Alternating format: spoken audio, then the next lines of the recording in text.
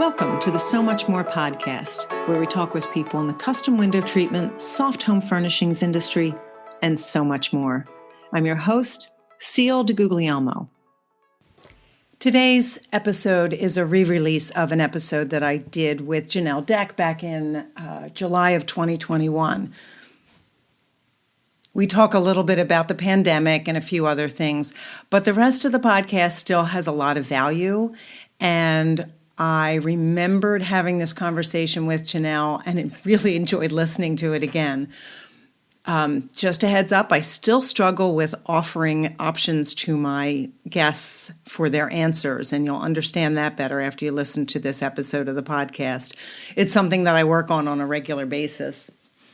But it is always a pleasure for me to hear Jeanelle's perspective on things, as well as her thoughtfulness, and I always get to laugh when I'm with Jeanelle.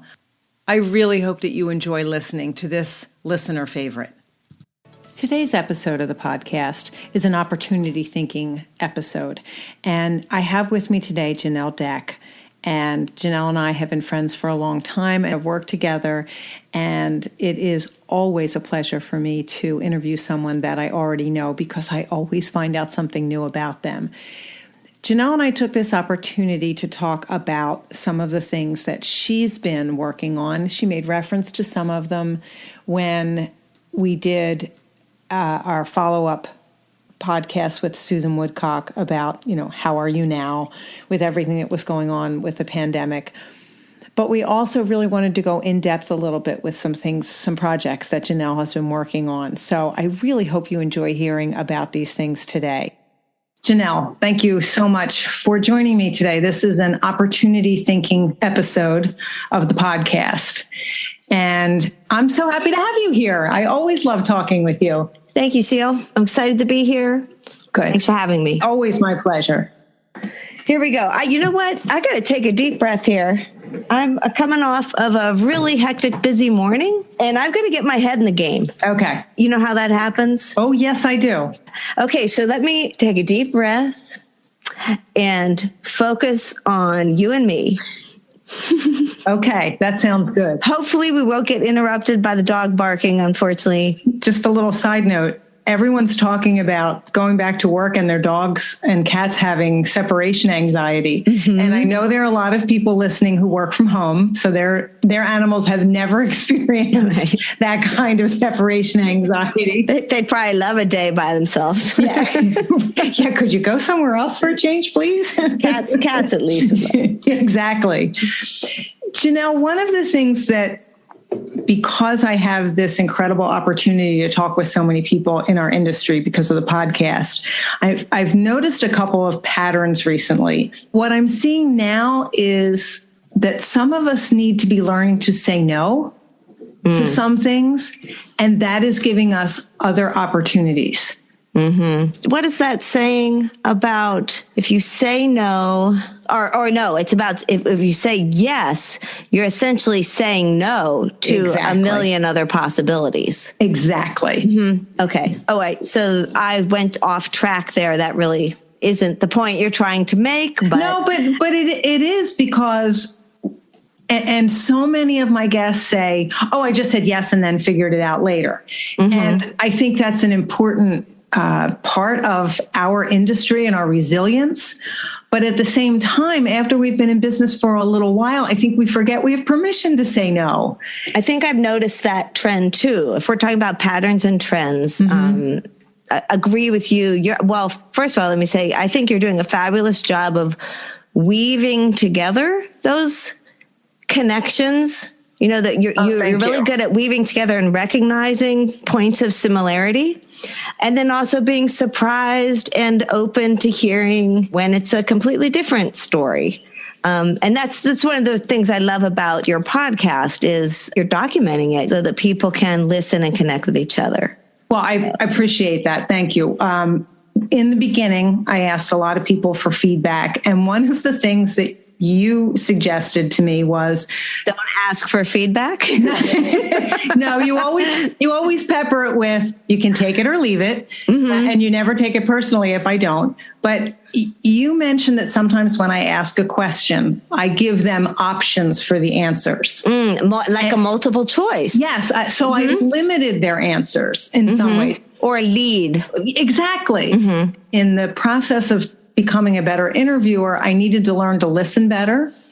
And as you said, like, take a breath and focus on the person in front of me, not what's going on outside or what I have to do next or what's the next question. Exactly. So really listening and not leading them. And I still do it. I catch myself every now and again. And I think, oh, damn it, I did it again.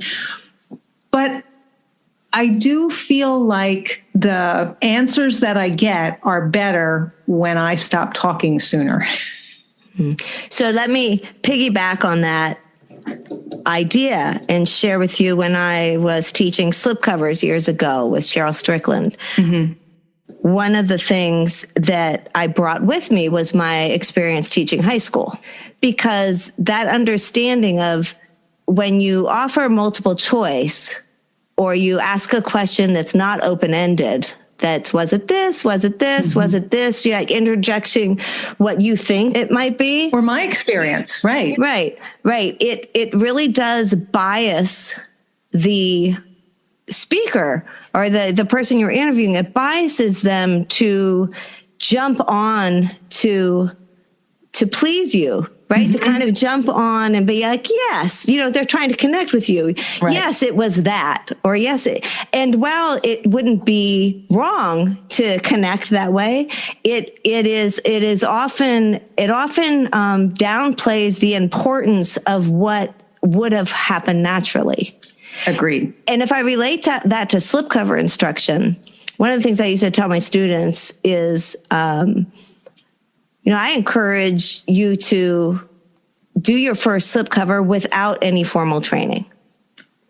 To do your first slipcover on something that's not for a customer, that doesn't matter, or that you can do it. Maybe it is a customer's chair, but out of a fabric that you don't care about that much. And do it so that you can see what comes naturally to you. Okay. So that you can kind of feel that, because the moment you get some sort of formal training, or even if not formal, the moment you go to a Facebook group and you hear somebody else tell you how they did it, it will block the freedom of thought that might have come with you doing it naturally. And you can never get that back. Once you've been biased by what you might perceive as the right way, or in your case with interview questions as a common answer, or the right answer, or what SEAL thinks you might say. Right. As soon as you're biased by that, your brain can't think of what was originally coming from your heart, your brain, whatever you want to call it. It's very difficult once a seed is planted, right, to go off course there.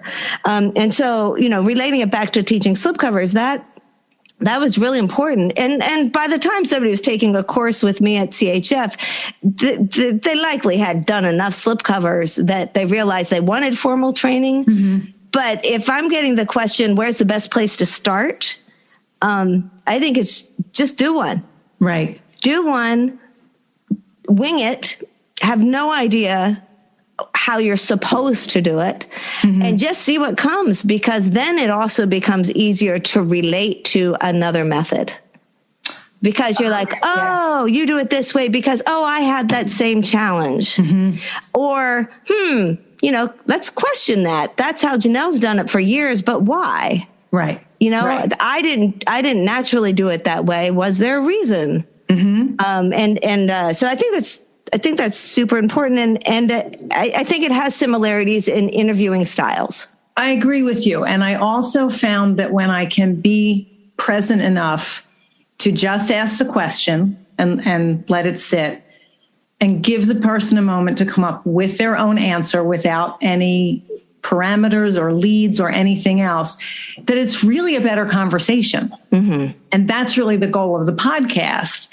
And I've also learned that by being thoughtful and just asking the question, that sometimes I get very surprising answers. And had I limited it, and like I said, I'm still doing it. So it's still a constant learning. Yeah, you've got to work hard. Yeah. It's hard work to go because that was your natural tendency. So it's going to take a lot of energy, right, and hard work, and you have to pause and think in order to not fall into the natural tendency. But then eventually, it will become a habit. Correct, as any good habit, right? If good or bad habit becomes, if you get enough positive reinforcement, right, and you and truly decide that it is better that way. Yeah. You and I developed this opportunity thinking series together, and it's really been fun for me to talk with people in our industry who have developed products or services based on what they needed or what they saw was a need in our industry. But I also think that sometimes we're so driven that we don't see what other possibilities there are. And when you and I and Susan spoke, one of the things that we talked about was that you had made the decision to let go of the Curtains and Soft Furnishings Resource Library because it wasn't where you wanted to focus your business. And by freeing that up, it gave you some time to do things. I'm curious, what were some of the things that drove you to make that decision? And are you doing the things that you wanted to do? One of the things that influenced the decision was that you were ready. So not that I was necessarily waiting for you to be ready, but I recognized the opportunity at that moment because it seemed like what I was building at the library was a better fit for what you were trying to do with the podcast. And so much of any decision is timing. Agreed. Okay, so one of the things was your readiness. So basically, there was someone who I trusted to hold something that I helped to grow. Right? So I can't even say my baby because it goes way back. The library actually has roots with the CHF Forum, right? And the network that Margie Nance was involved in, and then time and energy that some instructors put into it. And then finally it comes down to me, right? Actually, there were other stages of it even. Jill was involved and helped hold things. So I can't even say my baby. It's not always like an industry resource. Right. There's a legacy to this that has a responsibility. Right. Yeah. And for a few years, I took it in and held it as my own and cared for it. One of the things that made the timing right is that you were at a point with the podcast and with your business, you were letting go a little bit. You weren't there yet. Right. But you were starting to recognize that you actually might have other things to offer the industry rather than fabricating every day. Right. And so in recognizing your readiness, it gave me the freedom to think, okay, timing is everything. If she's ready now, then perhaps the best thing for this baby that we were all caring for would be to let Seal adopt it and carry it forward. And it's interesting because I look at it that way as it's only mine for a period of time. It is not mine. It belongs to the industry. Exactly. The conversations, the wealth of educational content, so many people have labored to build that for absolutely no financial gain. Right. This baby will always be in need of a caring, a loving, caring parent to keep it supported and to keep it available. The second thing has to do with, I was at the point in my life where I was really taking stock of my gifts. Okay. And this was pre-pandemic. Just in some work I'd done with a financial planner, with Adaptive Textiles, YouTube videos, and books I was reading, all those things. I guess I was about 50 years old and I was really taking stock and trying to understand what is my purpose, what legacy can I leave, all those things that we all do when we're middle-aged. Right. And the kids, I think really the kids being out of the house pushes that discussion in your own mind. As we're taking stock in that season of life, as I was, I kind of made an itinerary of, my gifts. Mm-hmm. And one of the things that I do really well is start things or save things. Okay. I like to come in with the great ideas, already in place, but there's something about it that just needs support and care. Mm-hmm. We had this idea for adaptive textiles, and, darn it, if I didn't have the right list of skills to take that and get it to a certain point. Mm-hmm. When I got involved in the CHF Academy, I felt like I had something I could offer. I could take it, put some energy in it, and get it to a different point. Mm-hmm. And with the library, from the beginning, taking that on, it was never the long-range plan to keep it. Right. And so as I'm here taking stock of my own strengths and weaknesses, and trying to recognize the patterns in my own life, I'm really good at building stuff, but not necessarily so good at maintaining it. Once the systems are already there, I'm bored out of my mind. I was going to say the thrill is gone. Yes. Timing was everything. Mm-hmm. I'm excited about what we built, but it's not my strength to carry it forward once it's built. Okay. Yeah. So there's that. Did you know that? I think we discussed it on some level, but it is absolutely something that I've observed about you. And it's, if we don't take stock in our own skills and recognize things like what you've just spoken about, we do miss really important cues.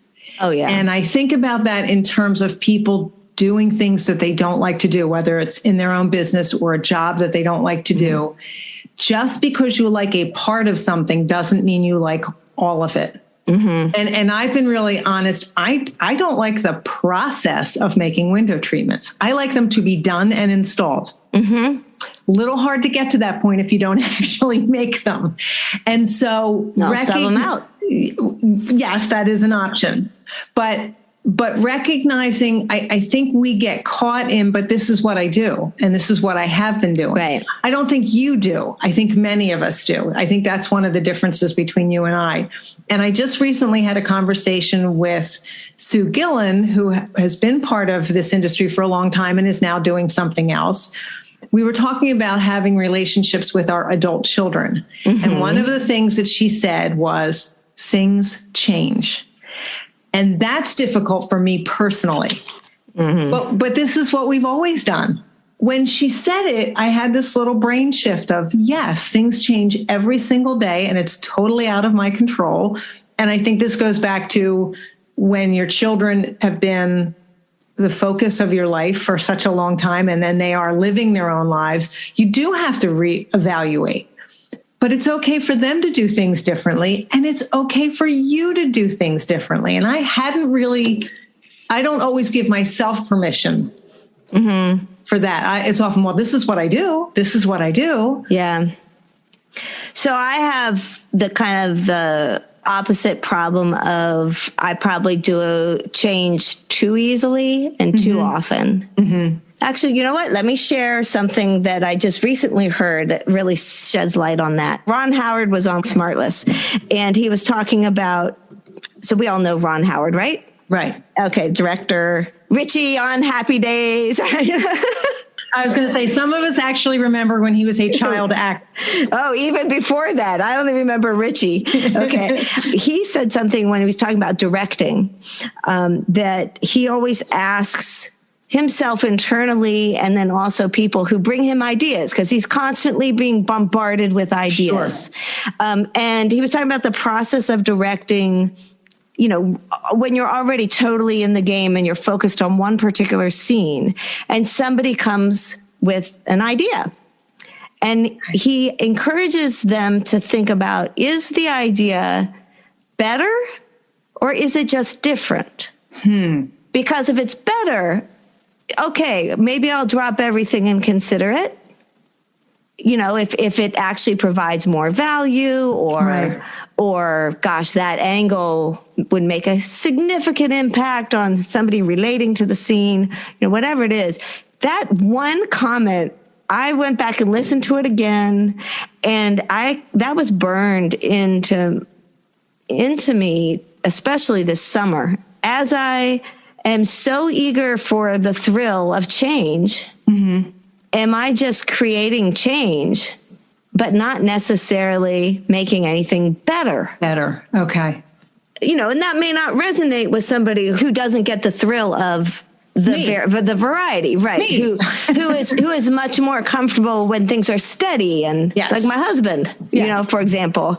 And I just love that. I've asked myself that question a lot this week, especially because we have a new hire and I'm trying to kind of figure out, exactly where she's fitting in and what her job description is and all of that. And as I'm making changes, even changing the location of offices.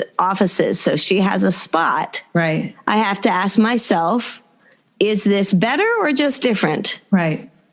And I've stopped myself a lot. Okay. And so if we take this back to the decision of you taking on the library, you were ready. I was taking stock and totally came to the realization that it would actually be better, not just different. Okay. If you took it on. Okay. Because of your strengths and weaknesses versus my strengths and weaknesses. Okay. So there we go. And when we consider your strengths and weaknesses, we have to also consider not just your personality strengths and weaknesses, but what you had built that it could seamlessly fall into. Right. Right. Like the library, as far as not just being perfectly suited for you as a librarian, because that's what you've always wanted to be, right? Right. But if it's books, I'm in. Right. But you as already having such an accomplished podcasting experience and such a large following, where you could actually draw more people to it than I could have. Right. By paying for advertising elsewhere. Right. Yeah. So I'm saying yes and right. It's still uncomfortable to hear some of these things because I don't always think of myself. I learned to do SWOT analysis from you, and that was really helpful because I learned that from Bill Taylor. Okay, that's strengths, weaknesses, opportunities, and threats for anyone who's not familiar with what a SWOT analysis is. And there was something very comfortable about, it was separate from me. So I could write down strengths on paper, without being conceited, because, in my life, that's a terrible thing. You can't be conceited. And understanding that I could make these changes and that, again, while I like continuity and I like tradition and things like that, ritual, I sometimes have to say, okay, it's the same, but is it good? But I really like that question. I'm going to find that podcast and listen to it. Every day I'm starting to ask myself that question, especially when people are bringing ideas to me. Okay. In your role as a podcaster, everybody has an opinion. Yes, they do. And most are comfortable sharing it with you, solicited or not. And that's, building that thick skin and being able to weather the difficult feedback and apply it if necessary, but also know, wow, you know what? Thank you for sharing, but that's not the direction I want to go. Correct. And I don't need I don't need to defend my direction either. That's another thing I think for many of us as women, we feel like it's no thank you because, or we need a reason for it. Our reasons for doing things really just have to be our own. And I'm perfectly happy to listen to someone and hear what they have to say. Yeah. It doesn't mean I have to incorporate any change because of it. Yeah. And the more you know yourself and you know your strengths and weaknesses, the easier it is to firmly stand in whatever decision you made. Right. All right. So this brings me back to the second part of the question. Are you doing the things that you wanted to do? One of those things was adaptive textiles. Right. Just over the 5 years prior, really figured out some things. And that was all, like, our management team was meeting once a week, and we had a really clear understanding of who we served. It wasn't the same group that we started out serving. True of many of our businesses. Right. But it was so clear that we served businesses that produced textile collections. It was very clear that we weren't the one-off custom printing service that we set out to be originally. Spoonflower is there for that. We were instead really focused on building collections and helping small textile companies scale their businesses. Okay. And that's where we fit. We developed our workroom services, we developed our warehousing services, and we expanded our printing services, but to a smaller set of clients. So fewer clients, more services. The library, which was my way of staying in touch and connected with the history, became actually something that would have prevented growth in adaptive textiles. Exactly. Did that answer your question?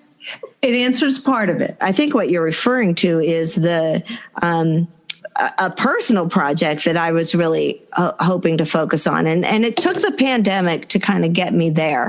So I'm involved in a podcast called Those Boys on the Hill. And it's Elliot and Iszel Glover, who are two brothers 1 year apart, who I knew. So here's the story of how I connected with them. I know them because my mother was a weekend house parent at the home where they grew up. So they grew up as foster kids, and they, after many placements in the Philadelphia area, landed in Avon Grove School District in the Baptist home. I knew them when they were middle school and high school age, when my mother was a weekend house parent. Okay. So, how does that come around to 2020? Fall of 2020, Facebook posts, Elliot, the older of the two, there's actually three brothers, but the older of the two, is posting on Facebook reminding everybody that they're writing a book. I knew about the book. It's been, probably 10 years in the making. And they were trying to document some of the stories. I remembered from years back going out to dinner with the younger brother, Iszel. He and a friend helped Larry and I move from one house to another. And so, sweating all day. And then we took him out to dinner. And at dinner, he started talking about his childhood and shared some of the stuff. I'd heard a few things, some stories just through my mother, but we ended up hanging out at that dinner for 2-3 hours beyond actually eating, just listening to Iszel talk. So entertaining, just incredible. And by the end of the evening, we had laughed so hard and cried and felt sick and felt elated. And it was just the most heartwarming, powerful thing. And so, and we knew at that time that he and Elliot were going to get together and write a book. And we were like, oh, God, you have to do this. So then circle back around to the fall of 2020, and Elliot puts this Facebook post out that they're writing the book, calling it Those Boys on the Hill, and everybody commenting, go for it, you could do this. And I just posted, have you ever thought of doing a podcast? Because of you, Seal. You are so very much responsible actually for the concept, because I've watched you over the last, how many years have you been doing the podcast? It'll be 5 years very soon. 5 years. I can't believe that. 5 years. And in watching you and knowing that it was possible, just the simple idea that it was possible, suggested it. And he was like, never thought about that, but that might actually work. And then the Facebook conversation continued and everybody jumped on. It's like, yeah, you should do a podcast. You should do a podcast. And so we set up a Zoom meeting, and over the next couple months started talking about it. And I got them set up with podcasting equipment, just like I'm using right now. Got them each the earphones and the microphone. And we created what we call the triumvirate agreement. Okay. Which is basically, well, do you know how in the beginning we were talking about just kind of knowing where your skills are, knowing your strengths, right? Well, so when we started meeting, I was going back to that reflection, like, okay, is this something I want to do? Yeah, this is new and different and shiny, but yeah. And because of what I consider now to be one of my strengths, which is my relationship with you, I know that it's possible to produce a podcast. Right. I know it wasn't easy for you, but I know it's possible. Right. And I knew I had you as a resource. Absolutely. To help us through it. So I had the confidence that it could be done. And so we had a few, well, I shouldn't say a few. We had a Monday and Wednesday 2-hour Zoom meeting all the way through till December. And then in January, I think it was like January 2nd, we recorded a Zoom meeting that we actually converted to the first episode of the podcast. Where we actually were just talking, we were just catching up. What'd you do for New Year's? And then we're like, hey, are we doing this? Okay, we're recording. Yeah. Okay, it's a podcast. Yeah. This is the first episode. Let's do it. And then it had legs. Now, let me go back to triumvirate. Okay. In that very first episode, Iszel talked about a triumvirate, about the three of us. Yes, I remember that. About how, okay, we're doing the podcast together. And so we're a triumvirate. And the triumvirate, I needed him to define it. He was an English teacher. I'm really lacking in vocab skills. And so, so he explained what it was. And I was like, okay, I'm on board with that. And we created a business agreement. So, again, back to the strengths and weaknesses. That's something I know how to do. Right. You know, I know how to start businesses. And I also knew that, and it's weird how this ties to window treatments, but whenever you're either working with a client or creating a partnership or whatever, the more you can outline upfront, and the more you can either put in a quote or at least understand how are you going to deal with it when you disagree, the better, right? You can prevent all sorts of heartache down the road. And it really just outlined our roles. Okay. You know, the podcast, it's not free. No, it's not. I mean, it's a huge time commitment. I mean, I went in with eyes open because of you. Huge time commitment and money suck. Yeah, because you have to host it, you have to have software, you have to collect it, hardware. You have to have hardware, you have to edit, you have to contain it somewhere, and that costs money. Yeah, it's not. There's so many people starting podcasts and then realize, I think the average podcast lasts 3 episodes. Yeah, because people get into it and go, oh my God, I had no idea. I thought I was just going to shoot the breeze. Exactly. I thought I was just going to be hilarious for 20 minutes. Yeah. But there's so much involved. And part of that was also in educating ourselves. And you shared podcast movement with us. We attended, it was virtual, of course, attended a conference, learned a ton there. I already had Felix on staff here at Adaptive Textiles. He was doing Workroom Channel video editing. And thankfully, he already had the sound editing skills. Okay. And so we came in with that already in the tool belt. And And so our agreement was really about the business side of things. Okay. You know, we had, of course, to get a DBA. We had to set up a Shopify web store. We had to start a blog. We had all these things. And I say the other thing we had defined there is, it's not my content. Right. We wanted to make it really clear that I have absolutely no attachment to the book that they're writing, that basically the purpose of the podcast is to facilitate the writing of the book by means of creating a weekly momentum to it. It also was a place for them to read drafts of certain chapters, get feedback, bring on guests to document certain stories that might become part of the book. Once the book is published, they already have a platform and a following. And we were just thrilled with the results of the first season. You should be, first of all, and you should be immensely proud of it, because I found it very compelling to listen to, not just because I had a connection to you. Where you live is not terribly far from me, but I didn't have a connection to the town or Avondale or any of that. But what I did have was an interest in hearing how they were doing and wanting them to do well, because we had talked about it.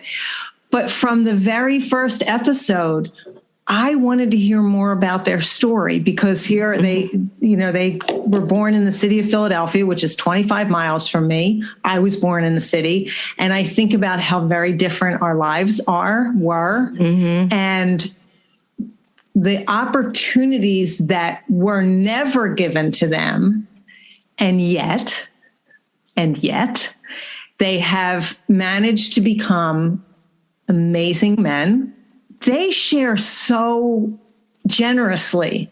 And there are times, I think I told you, I was driving in the car for a while, which is something I have not done as much of since the pandemic, but I was in the car alone. I had to pull over and stop because I couldn't continue to listen.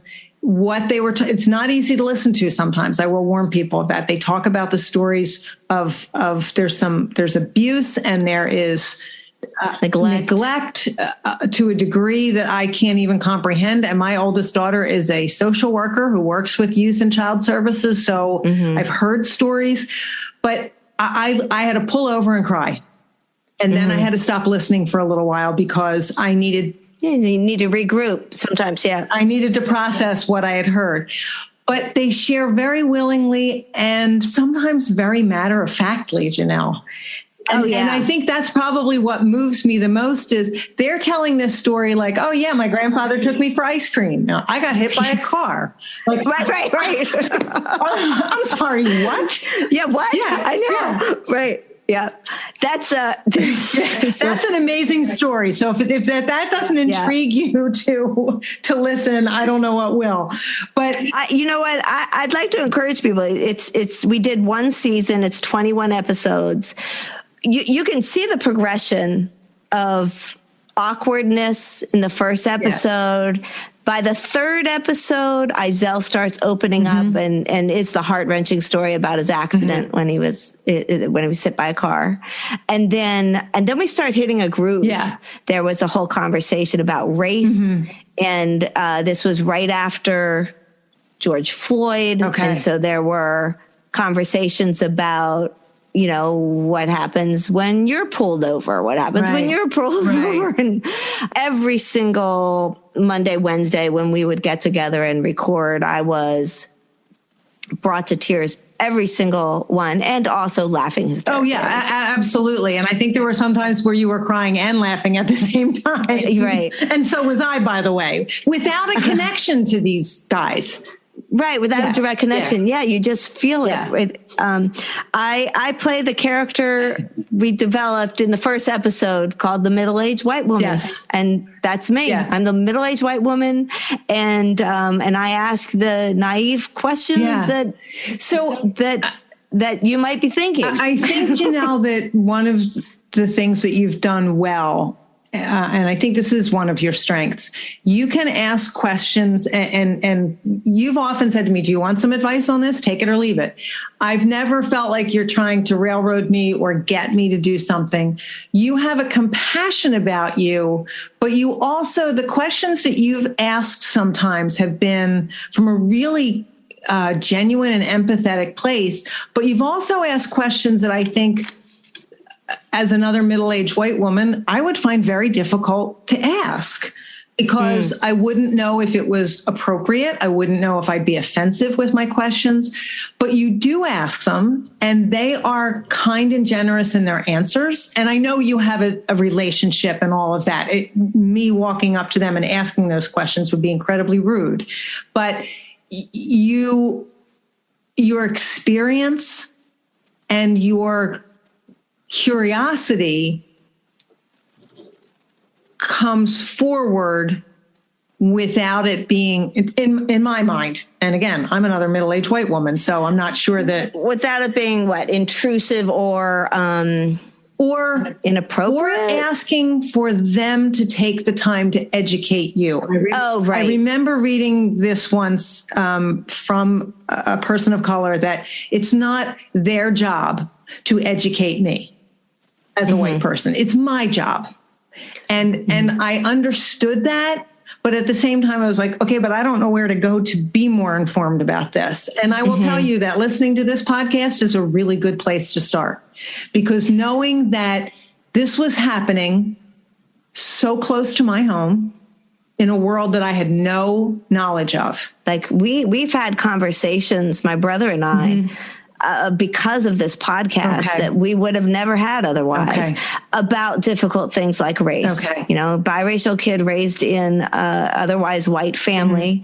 And then we also had a younger brother who's Black. And because of this podcast, the whole family has had conversations about race that you'd think a mixed family would have. You'd think it'd be part of a mixed family, but it just wasn't. And so, that's one of the just blessings that has come out of all of this. You mentioned about being able to ask questions and basically questions that people would be afraid to ask. You know that Uncomfortable Conversations with a Black Man? Yes, it's an excellent, is it a YouTube series and a podcast? YouTube series and a book now, Emmanuel Acho, I think. And the one of the reasons why we created this middle-aged white woman as a character, not just me personally, it's me, but is to kind of make it so that I could do that, and then they could laugh at me for being the middle-aged white woman that didn't get it. There's a separation from you personally by creating this character, but it does a service that most of us couldn't possibly have available to us without it. Not to lump all middle-aged white women together. No, of course not. Clearly, there are so many middle-aged white women who have done the work and educated themselves, and many who have not. And so no, we're not all the same. And the play with that as a concept has given us the opportunity to talk about things that might have been more difficult otherwise. Okay. And you know what, Seal? You know a lot of my story because I've shared. And this podcast has brought so much of that to the forefront. We had one of the guests we had on is a licensed therapist, and she does. I remember that one. Yeah, Tracie is her name. Actual friend of Iszel's, and she was incredible. Basically, she does evaluations for people in the prison system, and she makes recommendations or not for release and parole. Okay. And she deals mostly with sex offenders, and her take on things was really fascinating. When she became a guest, I really started reflecting on my own personal story of abuse as a child. It was child sexual abuse by a coach, and this experience of the podcast has been one of the absolute most impactful things in my, again, I don't have the right words. Is it recovery? Am I dealing with it? Yeah, the word is there for me, and I can't quite. If everything feels dismissive, moving forward, like none of that feels like right. Management. It's like the management of it, because it's never recovery. It's never right. Yeah. But it just dealing with it, and it had been creeping into my life from the age of 45 to now. It had been creeping into my life again. And I've shared some struggles with you I've had with it, but this podcast with those boys really made me kind of rethink that, and it got me into therapy, and I've made great strides. I'm really happy to say. And so I thank you and those boys for that, because it's had such a personal impact on myself and my story, and how I process, I think about that and continue to manage it.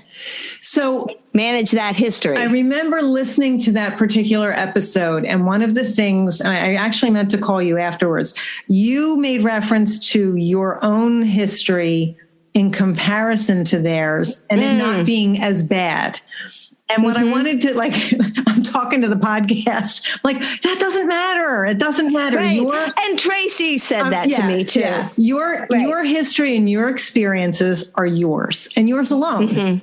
And I know that now. But there are times when someone shares something with you and you think, wow, that puts my problems into perspective, doesn't it? And there's nothing wrong with that. But it's also your problems, your struggles, your experiences that you've endured, all compile to bring you to who you are. And this goes to the timing. If you had not been willing to dig into that pain, and if you hadn't, I mean, you could have started to listen to this and go, whoa, this is too close to home. I'm done. The timing was right for you to explore it more and have a conversation about it, which, you know, even the conversation we're having right at this moment, there was a time when you couldn't have done that. Exactly. There will be a season 2. Okay. But the middle-aged white woman is not going to be a regular host. Okay. Same reasons as the library. Okay. I'm proud of what I offered to get it off, to help them get it off the ground, right? I'm proud for my representation of a middle-aged white woman as in asking questions about their story and also sharing some of mine, right? But it hit me around the 15th episode. What value was I adding? Okay. What value was I adding? And am I potentially preventing somebody else from doing more than I could do by going into another season? Okay. And I can't share who will be involved as a regular host in my absence. Okay. But it is going to be amazing. Well, people will just have to subscribe. So when the second season starts, they'll be notified. It is heartwarming, and oh my God. I highly recommend it. Again, I had no connection to it except an interest of this was a project you were working on. I wanted to know more about it.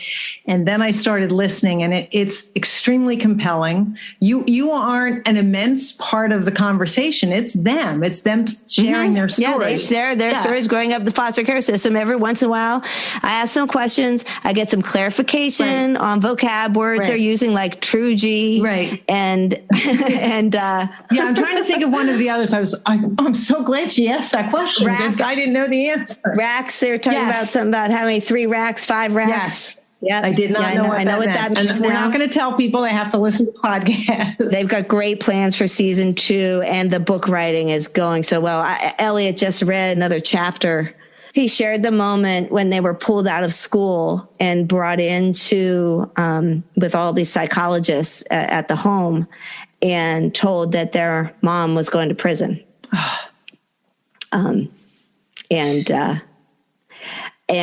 they're incredibly surprising and unaffected reaction. Yeah.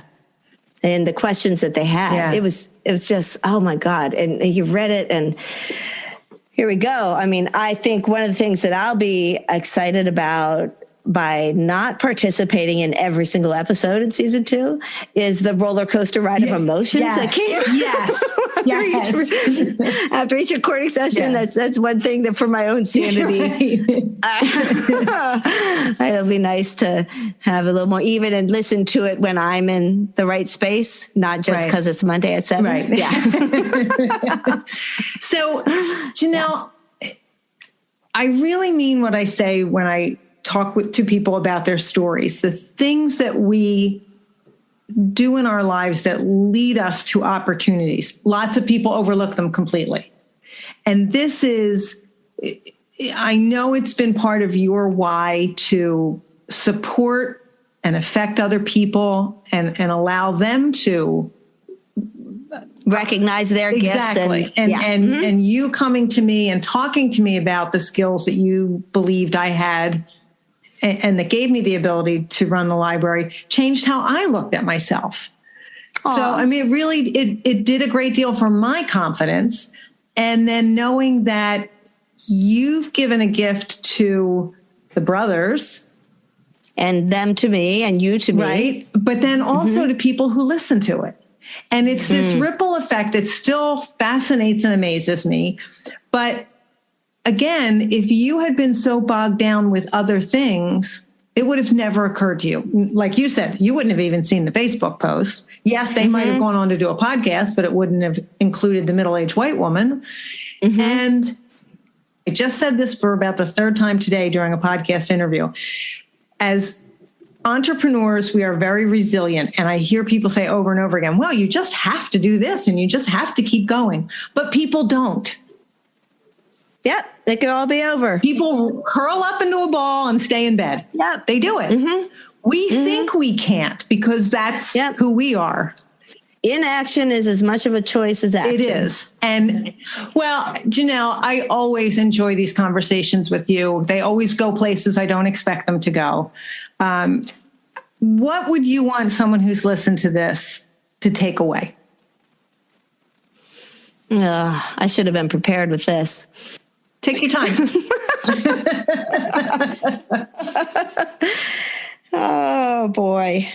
I think if there is any sort of message, I think if we pull out a theme, it's recognizing your gifts and then trying to recognize the right timing. Yeah.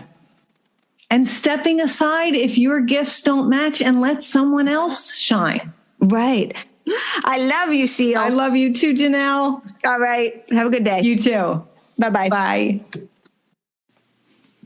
I really hope you enjoyed the conversation with Jeanelle today. I know I always look forward to an opportunity to talk with her. And occasionally after we've talked, one of us will say, darn, we should have recorded this. It would have been a great podcast.